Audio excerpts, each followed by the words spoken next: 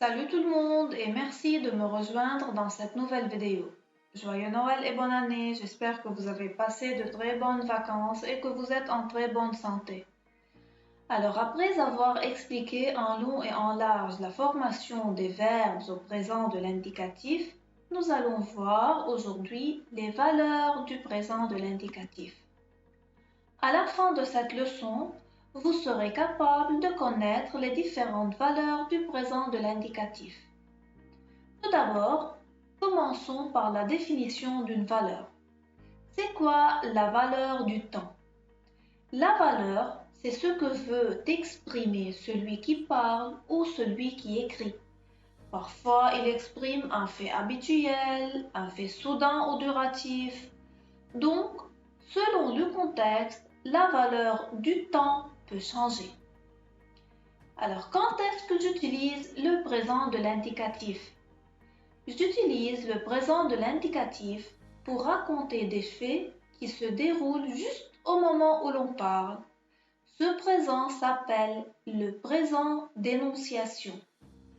Ce présent est donc utilisé pour exprimer ce qu'on fait ou ce qu'on dit ici et maintenant. Exemple. En ce moment, la maîtresse explique la leçon. Le verbe explique, qui est au présent, exprime une action qui se passe maintenant. L'adverbe en ce moment m'aide à savoir que l'action se passe au moment même où je parle. Prenons un autre exemple. Voilà ma mère qui rentre à la maison. Le verbe rentre, qui est au présent, montre que j'énonce ma phrase au même moment où ma mère rentre à la maison. La seconde valeur est le présent de vérité générale, qui désigne des faits toujours vrais, comme des proverbes, des définitions, des vérités scientifiques, etc. Le présent de vérité générale indique qu'un fait est vrai partout et tout le temps. Exemple. Un angle droit mesure 90 degrés. Le verbe mesure, qui est conjugué au présent, désigne une vérité incontestable. Un deuxième exemple.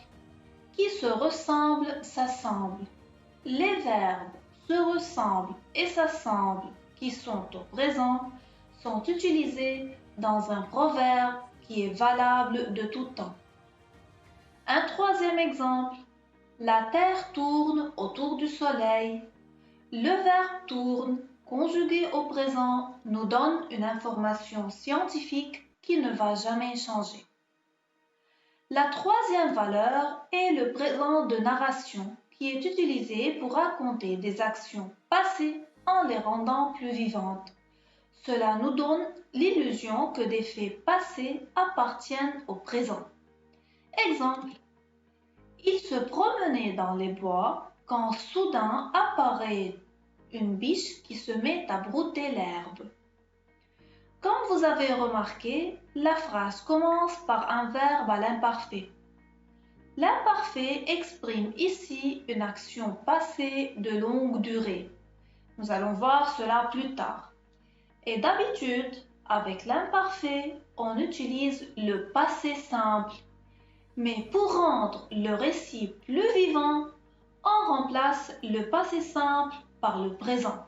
Et à ce moment-là, le présent est un présent de narration parce qu'il rapporte des actions passées mais de courte durée, contrairement à celles exprimées par l'imparfait.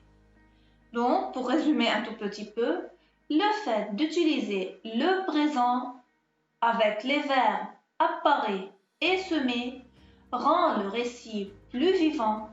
C'est comme si la biche était apparue maintenant et se met en ce moment même à brouter l'herbe. Passons maintenant à la dernière valeur dans cette leçon. Il s'agit du présent d'habitude. Comme son nom l'indique, ce présent est utilisé pour exprimer des actions habituelles qui se répètent. Il est toujours accompagné par des connecteurs chronologiques qui indiquent que l'action exprimée par le verbe est répétitive, comme toujours, chaque soir, souvent, tous les matins, etc. Exemple, elle téléphone tous les jours à ses amis. Tous les jours indique que le verbe téléphone exprime une action qui se répète. Dans la deuxième phrase, il va chaque matin à l'école. Chaque matin indique que le verbe va, qui est conjugué au présent, exprime une action habituelle qui se répète. La conclusion de toute la leçon est la suivante. Le présent de l'indicatif prend des valeurs différentes selon le contexte. On a le présent d'énonciation qui est le présent immédiat ou momentané. Il correspond au moment même où l'on parle. Le présent de vérité générale s'emploie pour des faits toujours vrais. C'est avec des proverbes, des définitions, des vérités scientifiques. Le présent de narration qui s'emploie pour rapporter des actions passées en les rendant plus vivantes. Et à la fin, le présent d'habitude qui s'emploie pour les actions habituelles qui se répètent. C'est la fin de notre leçon. Merci de votre attention et à plus tard.